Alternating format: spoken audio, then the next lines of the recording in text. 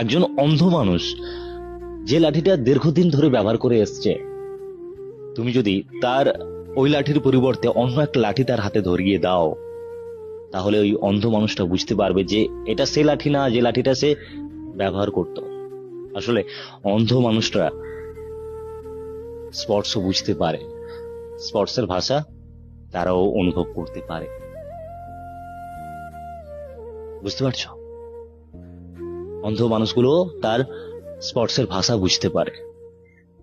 কিন্তু এই মানুষগুলো, যে মানুষগুলো কোনো রিজন ছাড়াই সম্পর্ক থেকে বেরিয়ে যায়, এই মানুষগুলোর কাছে একটা হাত হলে হলো, একটা মানুষ হলে হলো, এদের কোনো অনুভূতি থাকে না।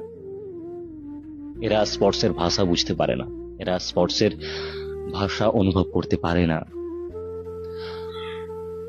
তাই এই মানুষগুলোকে নিয়ে তোমার ভাবাটা বোকামো।